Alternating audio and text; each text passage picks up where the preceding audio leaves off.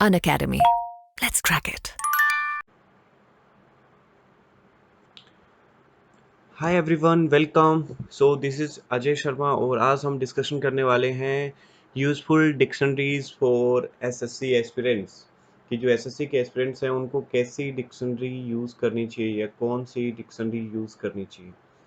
So welcome guys, कैसे हैं आप सब।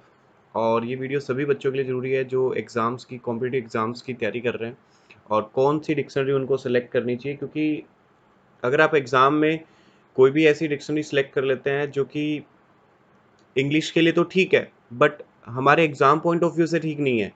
मेरे कहने का मतलब है, हमारा जो कॉम्पिटिटिव एग्ज़ाम होता है उसके अंदर जितने भी वर्ड्स होते हैं, इंग्लिश के जितने भी वर्ड्स होते हैं, उसमें ब्रिटिश इंग्लिश को प्रेफ़रेंस दी जाती है। किसको प्रेफ़रेंस दी जाती है? ब्रिटिश इंग्लिश को प्रेफ़रेंस दी जाती है।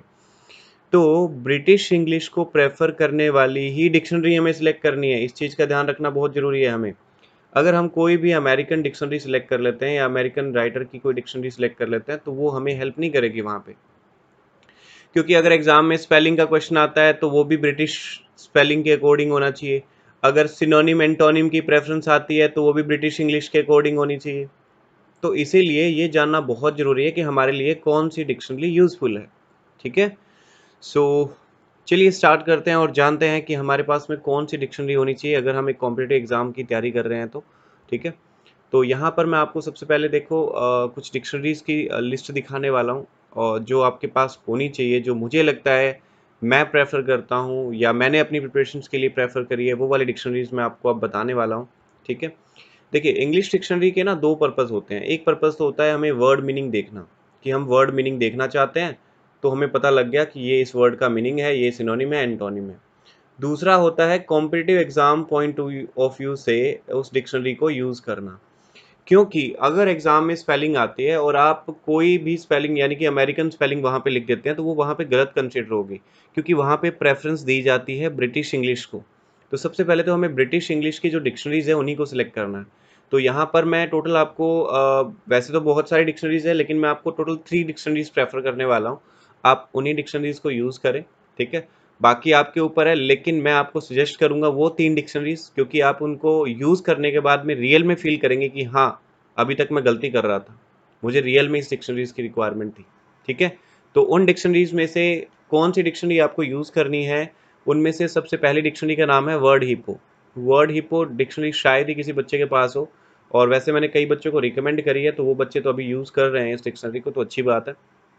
तो आप डायरेक्टली जा सकते हैं www.wordhippo.com पे और जाकर के अपना वर्ड सर्च कर सकते हैं, अगर आप ऑनलाइन सर्च करते हैं तो। अगर आप चाहते हैं इस डिक्शनरी को डाउनलोड करना, तो आपको पता है प्ले स्टोर पर आजकल सारी डिक्शनरीज अवेलेबल है, तो ये भी प्ले स्टोर पे अवेलेबल है।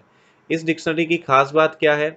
ये यूके इंग्लिश को प्रेफर करता है, और एसएससी का जो एग्ज़ाम होता है, जो हमारे कॉम्पिटिटिव एग्ज़ाम में जिस हिसाब से सिनोनिम्स एंटोनिम्स को प्रेफरेंस दी जाती है, उसी प्रेफरेंस के अकॉर्डिंग इसमें वर्ड्स गिवन है। ठीक है। तो इसका मैं थोड़ा-सा एक आइडिया आपको दे देता हूँ। जैसे अगर यहाँ पर हम ध्यान से देखें, तो ये हमें गिवन है वर्ड हिपो वाली डिक्शनरी। तो वर्ड हिपो वाली इस डिक्शनरी के अंदर अगर आप ध्यान से देखें, तो यहाँ पे जैसे आप वर्ड को सर्च करते हैं, तो ये उसकी स्पेलिंग तो बता ही रहा है। आप यहाँ से उसका सिनोनिम देख सकते हैं, इधर क्लिक करके एंटोनिम। एक बार वर्ड सर्च करना है, उसके बाद में आप सिनोनिम पे क्लिक करेंगे, सिनोनिम दिखाएगा, एंटोनिम्स पे क्लिक करेंगे, एंटोनिम्स दिखाएगा। डेफिनेशंस पे क्लिक करेंगे, इसकी डेफिनेशन शो करेगा। Synonyms antonyms parts of speech यहाँ पे शो कर रहा होगा। इसके अलावा यहाँ पे उसकी राइम, उससे रिलेटेड सेंटेंसेस, ट्रांसलेशन, उससे related words, word forms, pronunciation, तो ये सब कुछ चीज़ें एक ही जगह पे आपको मिल जाएगी। ठीक है। और ये डिक्शनरी काफ़ी लाइट है, आप इस डिक्शनरी को यूज़ कर सकते हैं, स्पेशली कॉम्पिटिटिव एग्जाम्स के लिए यूके डिक्शनरी के रूप में इसको प्रेफर किया जाता है। फिर भी अगर आप अपनी चॉइस की कोई डिक्शनरी ढूंढना चाहते हैं, तो आप हमेशा ध्यान रखिएगा, आप यूके यानी कि ब्रिटिश इंग्लिश को ही प्रेफर करें हमेशा। यूके इंग्लिश की या ब्रिटिश इंग्लिश एक ही बात है, आपको यही प्रेफर करनी है। यूएस यानी अमेरिकन डिक्शनरी आपको एग्जाम पॉइंट ऑफ व्यू से प्रेफर नहीं करनी है। तो यूज़ करने से पहले ये जरूर देख लें कि वो डिक्शनरी कौन सी है। ठीक है।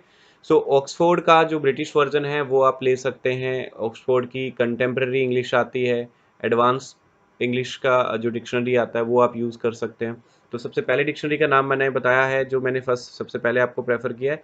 डायरेक्टली वर्ड हिपो सर्च कर सकते हैं। कोई भी वर्ड सर्च करना हो तो वर्ड हिपो पे जाकर के अपना वर्ड सर्च करें, उसका पार्ट्स ऑफ स्पीच देखें, उसके यूजेस देखें। दूसरा मैं रिकमेंड करूंगा ऑक्सफोर्ड डिक्शनरी। और अगर आपको ग्रामर इम्प्रूवमेंट के लिए, सेंटेंसेस के कंस्ट्रक्शन के लिए अगर आप डिक्शनरीज को देखना चाहते हैं, तो उसके लिए आप लॉन्गमैन की जो डिक्शनरी आती है उसका भी यूज़ कर सकते हैं। ठीक है? तो ये बच्चों कुछ डिक्शनरीज है जो मैंने आपको प्रेफर की है। आप इन्हीं डिक्शनरीज का यूज़ करें, आपको रियल में डिफरेंट फील होगा और वो डिफरेंस आप फील कर पाएंगे कि रियल में जो सिनोनिम एंटोनिम्स जो कई बार मुझे लगते थे कि ये इसका सिनोनिम है और मेरा गलत हो जाता था एग्जाम में, तो उसके बाद वो आपको पता लगेगा कि वो गलत नहीं होगा, क्योंकि इसमें वही सीक्वेंस फॉलो किया गया है जो हमारा एसएससी एग्जाम या जो कॉम्पिटिटिव एग्जाम्स, इंडियन जो कॉम्पिटिटिव एग्जाम्स है जो पूछते हैं। ठीक है, आई होप मेरी बात आपको पसंद आई होगी, पता लग गया होगा कि आपको कौन सी डिक्शनरी यूज़ करनी है। ठीक है, मैरियम वेबस्टर जो है वो वैसे अमेरिकन डिक्शनरी है। आप इट्स अप टू यू, अगर आप मीनिंग देखने के लिए यूज़ करना चाहते हैं तो एक अच्छी डिक्शनरी है, लेकिन मैं आपको प्रेफर कर रहा हूँ कि आप वर्ड हिप्पो के लिए जाएं और दूसरा आप ऑक्सफोर्ड डिक्शनरी के लिए जा सकते हैं। ठीक है, और तीसरा मैंने लॉन्गमैन की जो डिक्शनरी बताई है उसके लिए आप जा सकते हैं। तो ये 3 डिक्शनरीज मैंने आपको रिकमेंड किया। ये 3 आप डिक्शनरीज आप अपने पास में रख सकते हैं, अपने फ़ोन में एप्लीकेशन के फॉर्म में भी डाउनलोड कर सकते हैं इनको, और अगर आप ऑनलाइन देखना चाहें तो ऑनलाइन तो मिल ही जाएगी। ठीक है, सो आई होप आप इन चीज़ों को यूज़ करेंगे, यूटिलाइज़ करेंगे। एक दिन मैंने पहले न्यूज़पेपर की वीडियो भी बनाई थी, तो न्यूज़पेपर्स को पढ़ो, इन डिक्शनरीज का यूज़ करो और उसको फिर उन वर्ड्स को नोटबुक के अंदर लिखो। मान लो न्यूज़पेपर पर आपने पढ़ा, न्यूज़पेपर पढ़ने से जो नया वर्ड आया वो इन डिक्शनरीज के अंदर सर्च करो और उनको लिख डालो। ठीक है, आजकल बहुत सारे ट्रांसलेटर वगैरह आते हैं, मैं नाम नहीं लूँगा, तो उनकी कोई रिक्वायरमेंट नहीं है। ट्रांसलेटर वगैरह मत रखिए, बहुत सारे बच्चे ट्रांसलेटर वगैरह रखते हैं, उसमें वर्ड मीनिंग देखते हैं, वो बहुत गलत हैबिट है आपकी। ठीक है, तो अगर आप ये यूज़ करेंगे तो ये आपके लिए बहुत ही ज़्यादा हेल्पफुल रहेगा। और मेरे ग्रामर के बैचेज आ चुके हैं, वो कैब का नया बैच चल रहा है मेरा एसएससी प्लस पे। तो जो बच्चा अनअकैडमी एसएससी प्लस पे आना चाहता है वो अजय सर 10 इस कोड का यूज़ करे, अजय सर 10, अजय सर 10 इस कोड का यूज़ करने से आपको डिस्काउंट मिल जाएगा और प्लस की क्लासेस आप मेरी लगा पाएंगे। Thank you so much, see you in the next class और मिलते हैं नेक्स्ट वीडियो में। Bye bye, take care.